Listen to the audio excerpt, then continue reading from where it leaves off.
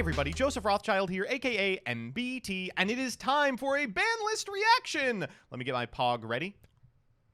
And now to take a big sip of water and see what format this Banlist is for. Oh, it's Speed Duel. Okay, so if you're unfamiliar, there is a new Speed Duel ban list, and I am not joking. They actually released this.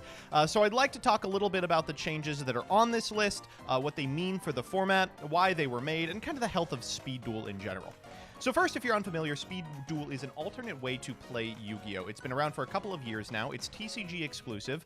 Like Duel Links, you've got 3 monster zones, 3 spell and trap zones, no extra monster zone. And like Duel Links, they aim to simplify the game in Speed Duel's case by going all the way back to Master Rule 1, removing anything but fusions from the equation, and just saying, get at it, Gemini Elf beatdown style. Now, I personally have liked many Speed Duel formats. I think the format is pretty cool. I think it allows for skilled players to beat less skilled players, even though the gameplay is particularly simplistic. That's not to say that Speed Duel, the product, has historically done well. Konami struggled for like the first year of Speed Duel's lifespan as to what they actually wanted it to be. They released a bunch of booster packs that absolutely did nothing to change the format, and they were in a rock and a hard place because people wanted these boosters to be exciting to open, but they didn't want the cards to be complex enough to turn off potential new players. So oftentimes you were opening a pack of 4 common vanillas and you were supposed to be excited about it. It was an absolute train wreck. The rollouts for Speed Duel product had been so historically bad that I think they were aiming to conclude it with the release of the Speed Duel Battle City box maybe about a year and a half ago. Unfortunately, that sold better than any other product ever. It was a sealed way to enjoy some of the powerful games from Battle City with you and your friends. It also released a bunch of really cool cards into Constructed. It was a draftable set. It did everything everyone wanted, including collectors, for which there were a bunch of really cool, shiny new cards. And for that reason, Yu-Gi-Oh! Has pretty much changed the model for Speed Duel to be every year. They will release a new set corresponding to another series in Yu-Gi-Oh!, most recently the Duelist Academy box, and then at the halfway mark of each year, they'll release an additional bonus set with half as many cards. The one for GX is called the Midterm set and will include cards for Paradox and Cyrus, I believe. So that's how Speed Duel the product is doing. Speed Duel the game is doing very well. It is a side event at every YCS, including the remote ones. The most recent Remote Duel YCS had 130 Speed Duel events fire, though that's mostly because people were ticket churning for the Starlight prize wall. It's a really fun and interesting way to play Yu-Gi-Oh! And the prize support is really good outside of exclusive mats and little, like coins and stuff. You can also get some really exciting giant cards if you play at a high level. Things like Blue Eyes and Dark Magician, fan favorites that have never been giant cards before. It's a really great incentive to give it a try. For Niagara, we will be using an event-only limited list for Speed Duel public events. Now, for what it's worth, this is only for Niagara. It's not for locals play, so a sneak won't abide this necessarily, but I do think that this is going to be widespread enough that places like Speed Duel League, which is the unofficial online tournament series run by Rook's Table, will probably adopt it. So it is worth going over, especially if you aim to win a giant card at Niagara. So let's check it real quick. So first up, this limited list is going to, as it says, work like the Yu-Gi-Oh! Duel Links Forbidden Limited list. If you're unfamiliar, that means you can only play 1 card total on the limited list, 2 cards total on the semi-limited list, and 3 cards total on the limited 3 list. And for that reason, it is going to be a big choice as to which of these you're going to include. I like this a lot. Speed Duel has 20-card decks. Semi-limiting a card in a 20-card deck format changes you from finding it over the course of a game to a 100% probability to like a 99%. So I think this is a really elegant solution to that. Let's just dig in. First up is Limited 1, Jinzo, a very, very good hit in my opinion. Jinzo is a frustrating card to deal with, especially when so much of the power in Speed Duels is concentrated in trap cards. Multiple times over the course of Speed Duel's history, Monarch has been a top-tier threat, and the Monarchs you play are Dark Ruler Hades, because he outs Jinzo, and Jinzo. You also sometimes play Grand Marg if you need to see just how big the differential is between Jinzo and the rest of the Monarchs. Putting him to 1 will not only nerf strategies like that, it will nerf the spell power armor strategy that is almost entirely enabled by this card. You make a Jinzo, and then you normal a Colossalus, and there's nothing in your opponent's deck that can interact with it. Reinforcement of the Army, another great one. Reinforcement of the Army at 3 was hilarious, especially in a format where we have Command Knight, Blade Knight, DD Warrior Lady, and Exiled Force. It was basically a card that read, add the best card in your deck from your deck to your hand, and you could play 3 copies of it. Very, very happy to see this go to 1. one. I imagine this is going to be the one that many people pick, just because of the utility that you get. Second is, or third rather, Foolish Burial. Foolish Burial is a very strange limit 1. I believe it's not played too much. It is integral to the Union combination strategy, but it's not that important to it. You would send an X-Head cannon from your deck to the graveyard, but you were usually only playing 1 or 2 copies of Foolish Burial anyway, so I am happy to see that they are probably limiting it for like future set releases. Realistically, Foolish Burial is a card that just feels like it should be at 1 to me.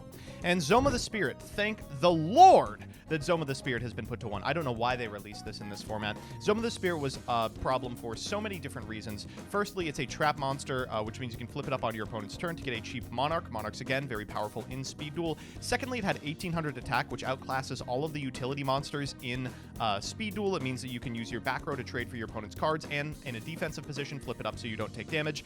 Third, it burns your opponent for the attack of the monster that destroyed it, and because even the utility monsters have like 1500 attack, you were usually like half hitting your opponent if they accidentally walked into one of your monsters. It was like Magic Cylinder, but better. And fourthly, event to event, the utility of this card would change because of how it interacts with Dark Ruler Hades. If he destroys Zoma, at some events it was ruled it would burn you, at some it was ruled it wouldn't. So very happy to see this card biting the dust.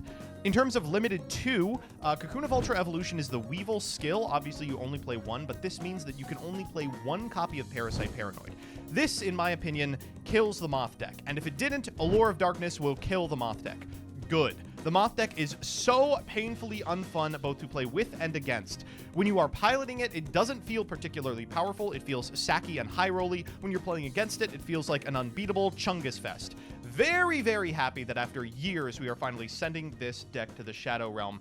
Notably, Cocoon of Ultra Evolution itself has been nerfed 2 times, and it wasn't sufficient. Woof. Union Hanger, very weirded out about this one. I really like Union Combination. I think it's one of the highest skill cap decks in Speed Duel. It is the nexus of like a combo deck that goes through all of the old XYZ Dragon Cannon fusions.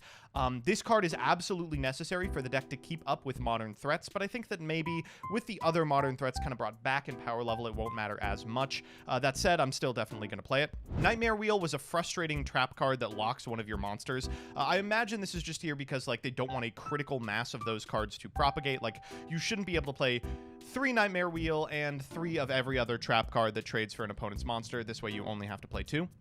As far as limited 3 cards, this was such a good call. Breaker, DD Warrior Lady, Book of Moon, Cosmic Cyclone. You could, in the past, basically take 3 of each of these cards, throw them into a deck, and then find 4 or 5 additional cards and call it a day. Every one of these cards is so over-centralizing in terms of card choice that moving them all to 3 means that you're actually going to have to think when constructing a deck. Breaker the Magical Warrior is back row removal in a format where back row is king. It's also a 1600 attack point monster after it uses that effect, which clears DD Warrior Lady, which is the format's premier removal threat. It also preserves your life points. It's searchable off of Reinforcement of the Army, extremely available at all stages of the game. Book of Moon is far and away the best back row in the format. It allows you to tuck down powerful opponents' monsters and walk over them with any of your utility guys, maybe even preserving a DD Warrior Lady for a future turn. It's defensive in that it protects a very low life total in 4,000, but it's offensive in that you're able to wield it as a removal spell for one of your opponent's monsters alongside the battle phase. I would not be shocked if they just ban this in a future Speed Duel list, but for now, putting it to 3 is great. Cosmic Cyclone, there are other spell trap destruction tools in the format like Night Beam, but they require like conditions to be met. I think that's more fun than Cosmic, which is just so absolutely stupid. There's no thought process that goes into activating it or not, and unfortunately, the 1,000 life points that you get rid of occasionally triggers your skills, which is not good. Finally, Metaverse. This is a weird one. I don't know if there's really any decks that want to be playing 3 Metaverse. I'm not as up-to-date on the Speed Duel meta as other people are, so I imagine they know something I don't, and that there's a reason that this is on here. But for me right now, it just looks like a way to keep Union Hanger out of your hand. But that deck will probably be completely fine playing 1 or 2 of these rather than Union Hanger. I think chat's right. It's just for Zuckerberg. So you might be thinking to yourself, what exactly is good post-list? Well, I think there's a lot of recruiter decks that get a lot better now that people are maybe deciding to cut DD Warrior Ladies. Back row becomes a lot more playable because Breaker the Magical Warrior isn't going to be an auto-include, and it's not going to be in the same deck as 3 copies of Cosmic Cyclone. And for that reason, I think you'll see a lot of those decks propagate. Stall Burn, I think, becomes a very viable strategy under this list, even though it did lose a tool in Nightmare Wheel and a 2-of in Zoma the Spirit. You might be looking at this list and thinking, oh my god, there's no hits to Cyber Angel. Cyber Angel is the best deck. Well, I would urge a little bit of caution regarding that. I think that Cyber Angel is a very beatable deck. They always want to go second because they need the extra card. It can be bricky, and cards like Izana have no utility on the play. For that reason, you can start maybe main decking cards like Mind Crush, which can blank up to 2 cards from your opponent if they go for the ritual spell and you declare the material out of their hand. You can go for cards like Floodgate Trap Hole, which no longer have to contend with this like weird zone of Jinzo and Moth as to whether it will or will not work. And as a result, I think that while Cyber Angel will definitely be a strong strategy, it will be much easier to hate out than people originally expect. Speed Duel is in a pretty diverse place right now. I believe that mostly these Speed Duel League tournaments that Rook's Table are doing have tons of decks represented in Top Cut, but a diverse metagame doesn't always mean a fun one, and I believe this does a lot of work in removing some of the cards that removed skill from the game, things like Zoma the Spirit, and allowing the better player to take each individual map. Each individual game. Why did I say map? Each individual game. All in all, super happy about this. I am revitalized in terms of wanting to play Speed Duel. I will definitely be jamming a little bit of it at YCS Niagara, or at least I would be if I wasn't going to be playing the entire event up to finals because I'm winning it. See you next time.